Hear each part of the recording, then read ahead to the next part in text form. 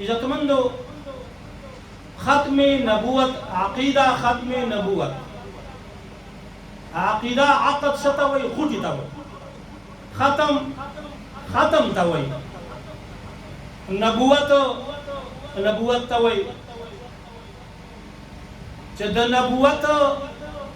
خاتمه په نبی سلام باندې وشوله دې خبرې لا دې عقیدې لا په زړه کې غوټه کلکه ورکړي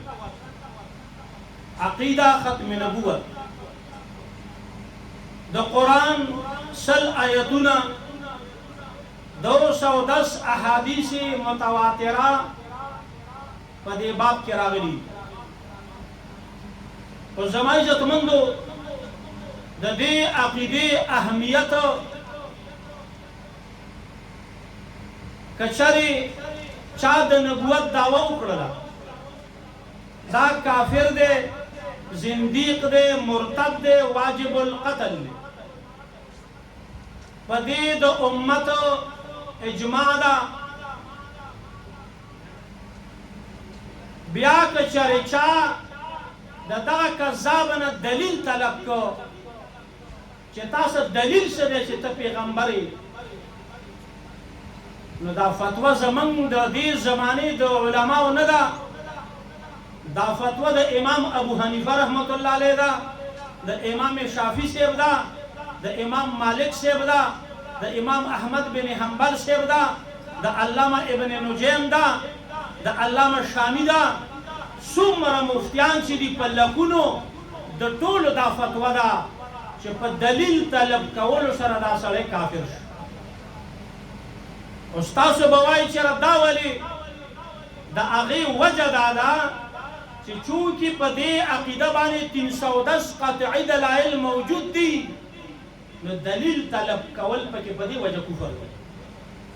بیا که هغه وایي چې زه استخاره وکړم که چا استخاره وکړه په استخاره باندې کافر شو ولې چې په دې باندې 310 قطعي دلایل دي بیا د دې نه هم زیاته عجیبه خبره واورئ که د چا په زړه کې دا خبره رالله یاره کېدی شي چې پلانکې به پیغمبر شي یو خو وسوسه ده وسوسه بېله مسله ده یو پړه کې دا خبره رالله په دې خبره باندې دا سړی کافر شو اوس عزتمندو کم سړي چې د نبي علیه السلام نه پس بل پیغمبر ومنه لکه قادیانین دا اعتراض بیا کوي چې تاسو وایي بل پیغمبر نه راځي